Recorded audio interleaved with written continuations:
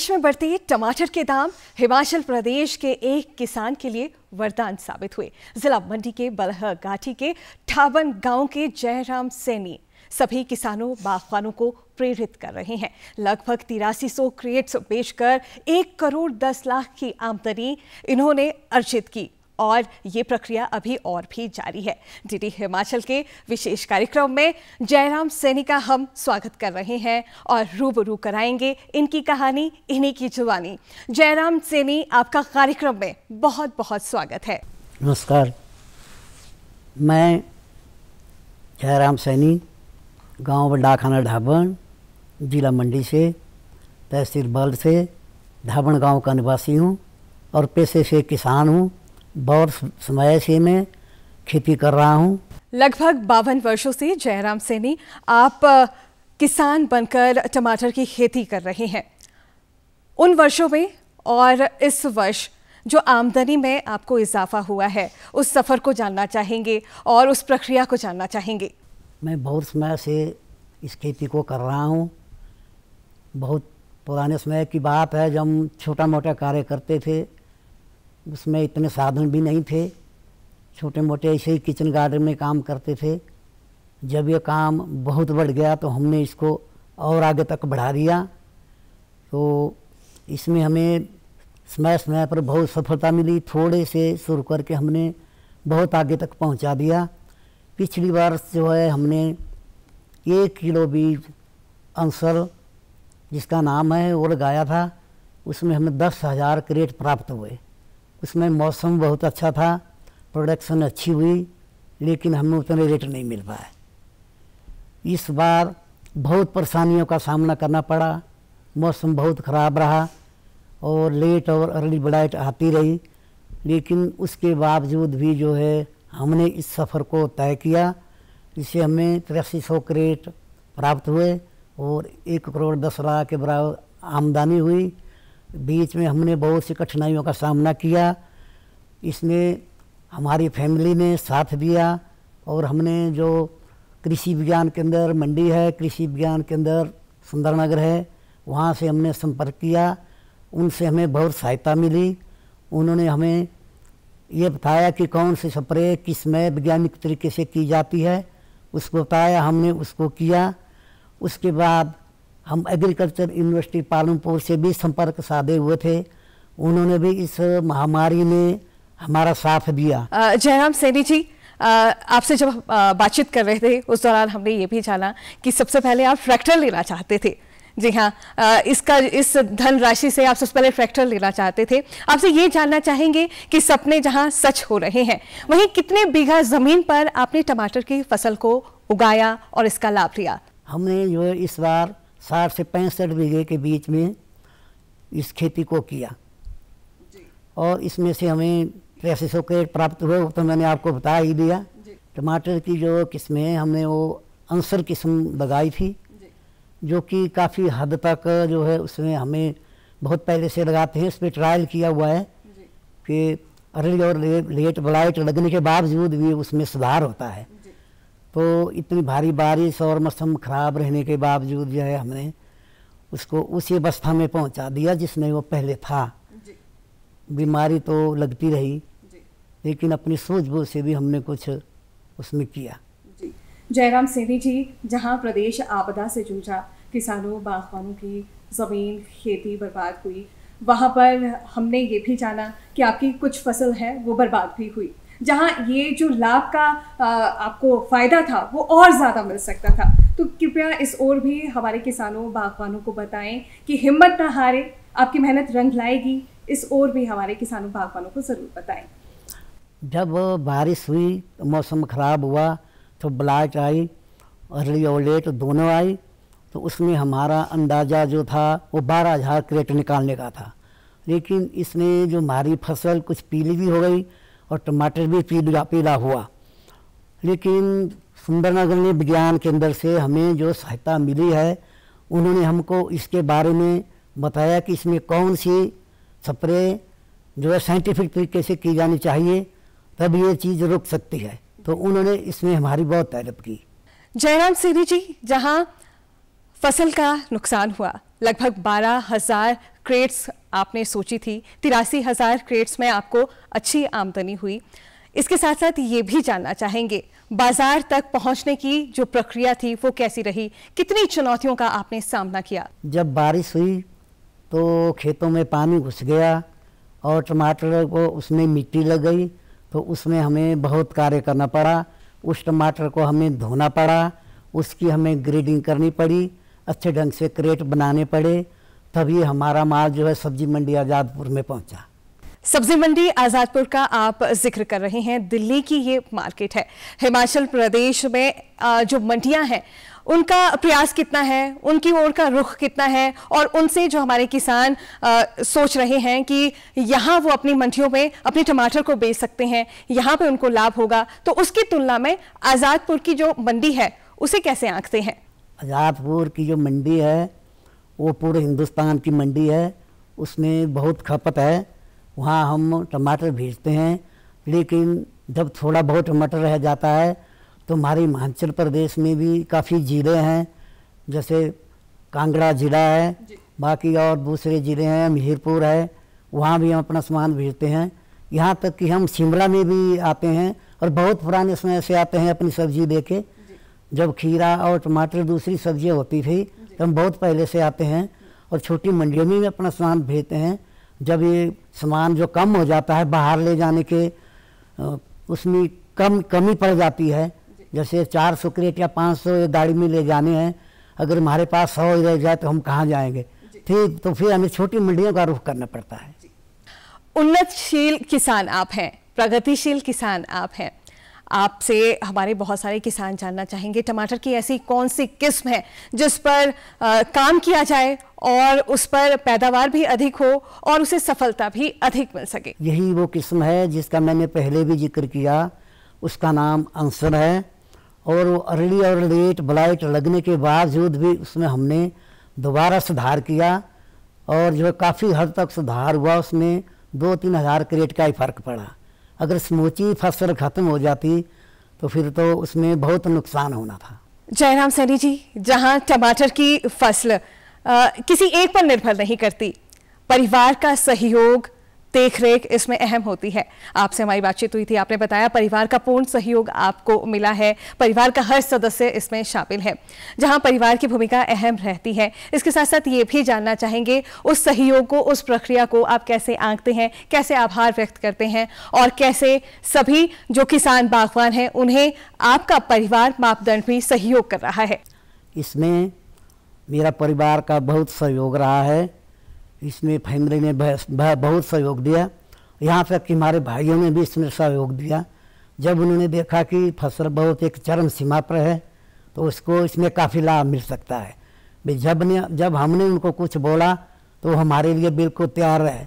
और मेरी इस कामयाबी के पीछे जो 5M के जो अक्षर हैं वो छुपे हुए थे, जो कि पिलर ऑफ सक्सेस हैं, तो मैं उनके बारे में किसानों को बताना चाहूँगा कि M1 का मतलब है खेती के लिए तैयार होना। जो कि किसान होता है, एक आदमी होता है, उसका मतलब होता है M1।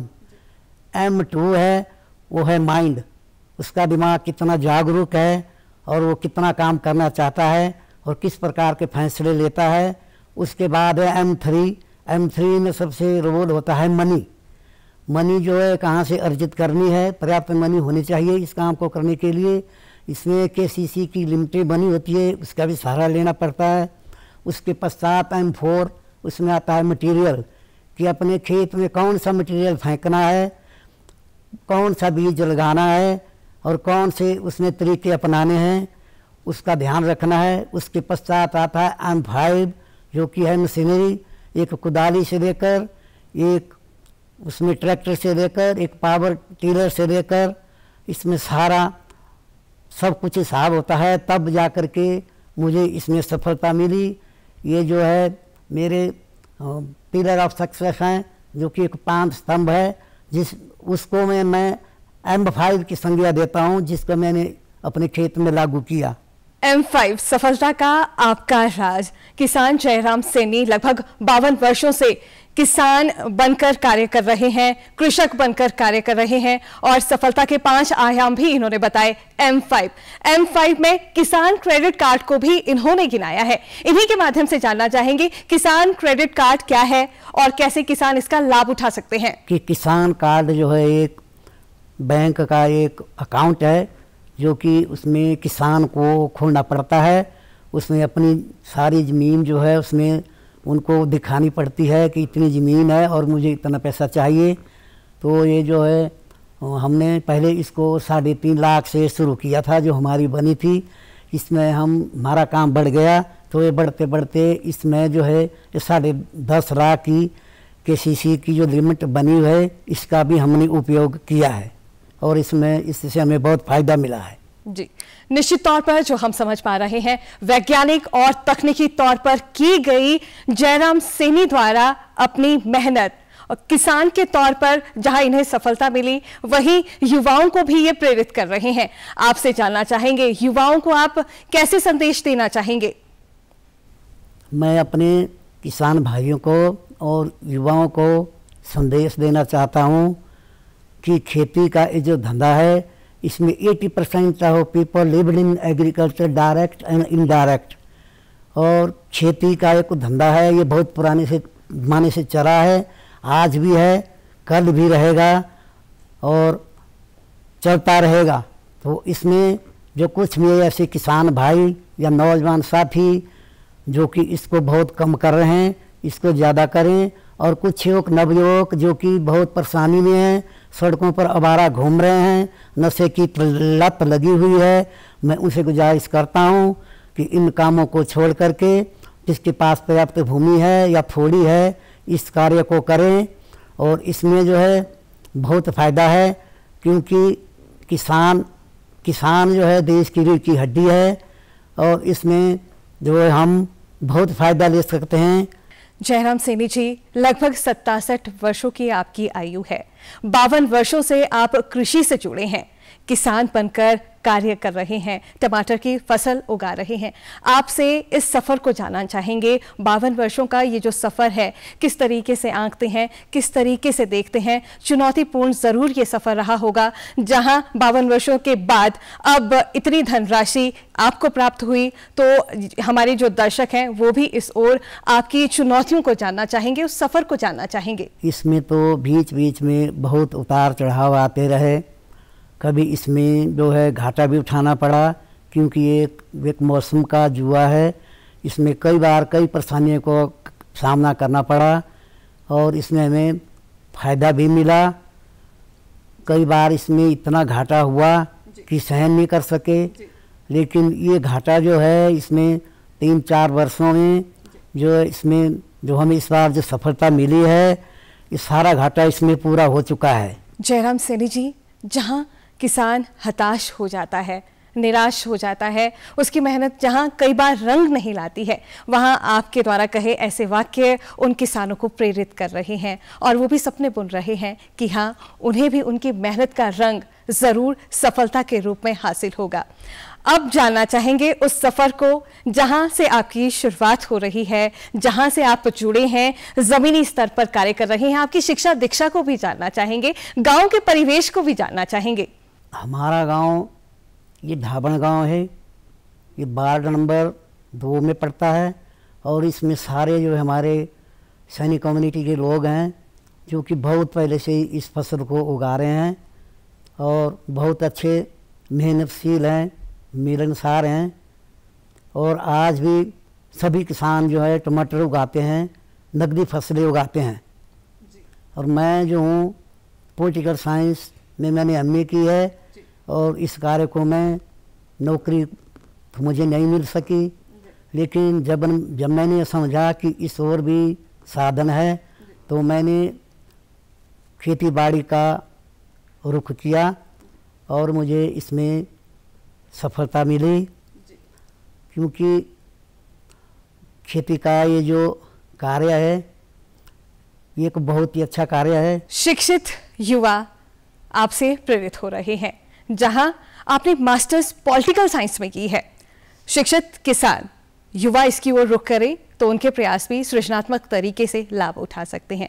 आपसे जानना चाहेंगे इस सफलता के बाद की स्थिति और इस सफलता के पहले की स्थिति में क्या अंतर देखते हैं। गांव का माहौल जहां बहुत ज्यादा खुशी भरा है, तो प्रदेश की स्थिति भी ऐसी है। प्रदेश की हर जनता आपकी उपलब्धि से खुश है, आपके प्रयासों को मिली सफलता के लिए खुश है। जहां वो आपको बधाई दे रही है, वहीं आपसे जानना चाहेंगे इस तरीके के बाद के अनुभव की स्थिति कैसी है, किस तरीके से आप अनुभव कर रहे हैं। जब किसी किसान के द्वारा या किसी सरकार जब किसी किसान के द्वारा कृषि के कोई नए आयाम स्थापित किए जाते हैं तो न्यूज़ एजेंसियाँ, दूरदर्शन और जो समाचार पत्र है वो इस बात को उछालते हैं, क्योंकि यह एक अर्थव्यवस्था से जुड़ी हुई चीज़ है।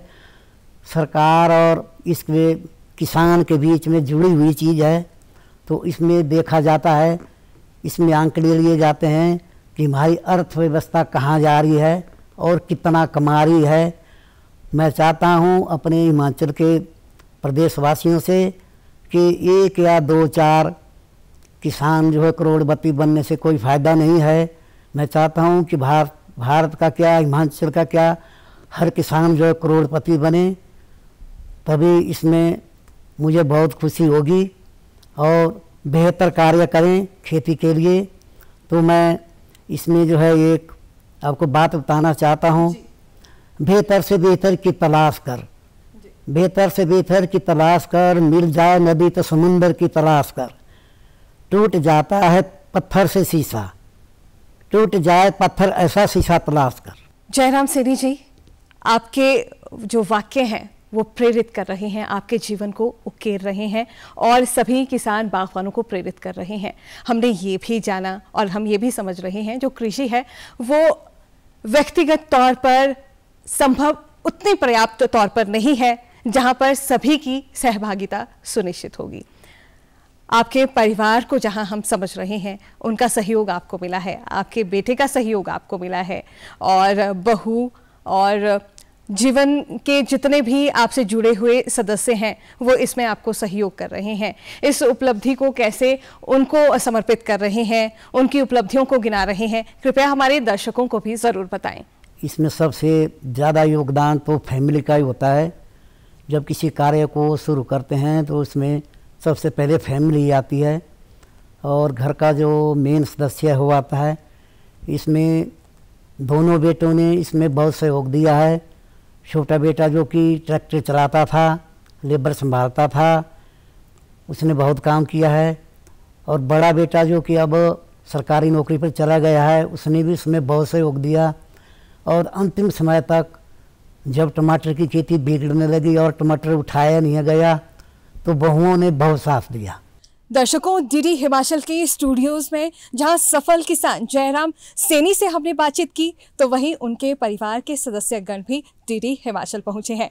जी हां, उनकी बहू तनुजा सैनी और बेटे मनीष सैनी से भी बातचीत करना चाहेंगे। मनीष खुद 15 से 16 वर्षों में कृषक के तौर पर कार्य कर रहे हैं और अपने पिता को सहयोग दे रहे हैं। इन्हीं की जुबानी और इन्हीं की कहानी इस सफलता को जानना चाहेंगे। सबसे पहले तो आपका बहुत बहुत स्वागत है। किस तरीके से इस सफलता को आंक रहे हैं और क्या परिवर्तन खुद में महसूस कर रहे हैं, हमारे दर्शकों को ज़रूर बताएं।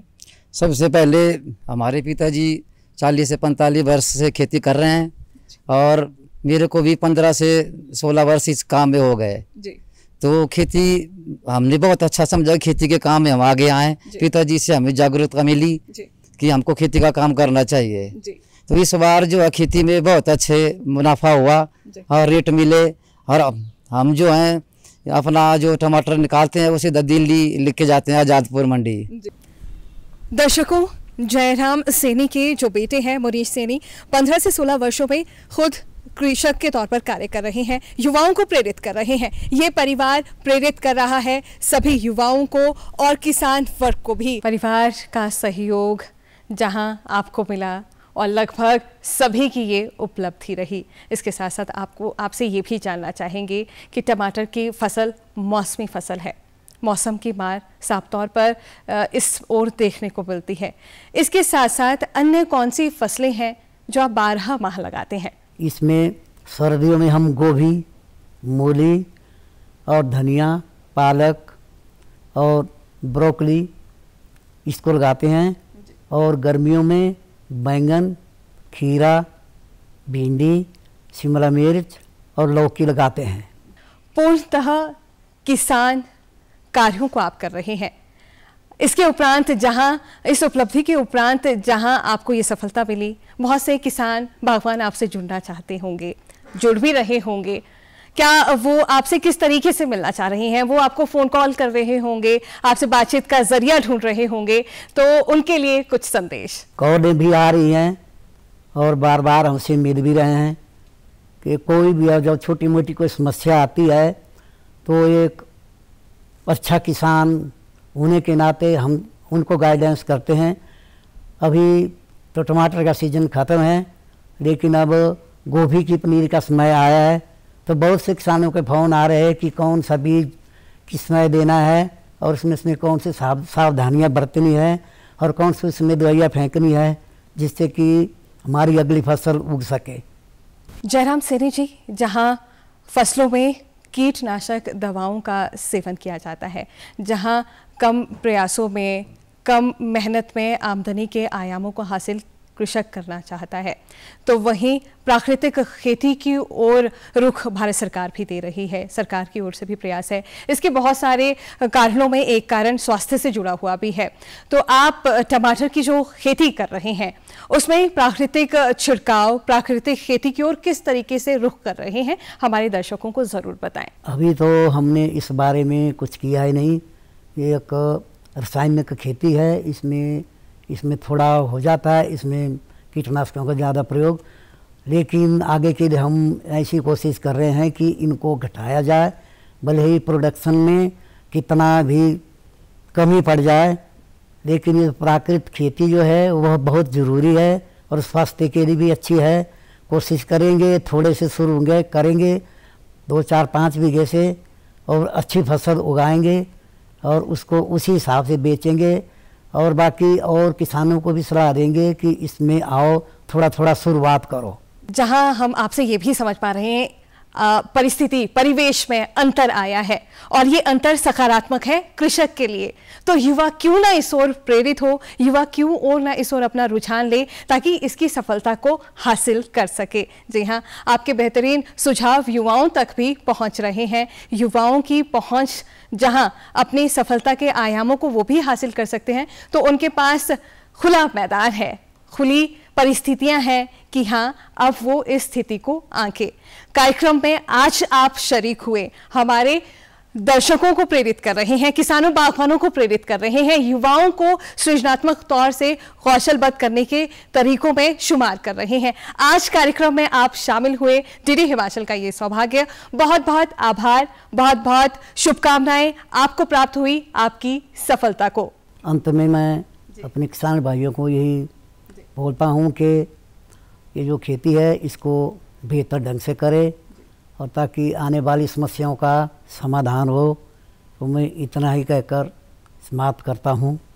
धन्यवाद, नमस्कार, जय जवान जय किसान। दर्शकों, उन्नतशील किसान, प्रगतिशील किसान की ये कहानी जयराम सैनी जहां प्रेरणा के स्रोत बने किसानों बागवानों के लिए, तो युवाओं को भी प्रेरित कर रहे हैं। जहां खुला मंच युवाओं को जमीन इंतजार कर रही है, किसानों की जहां फसल उम्दा आयामों को हासिल कर रही है, तो वहीं आज एक कृषक, सफल कृषक की कहानी उन्हीं की जुबानी हमने जानी, समझी और हम प्रेरित हुए।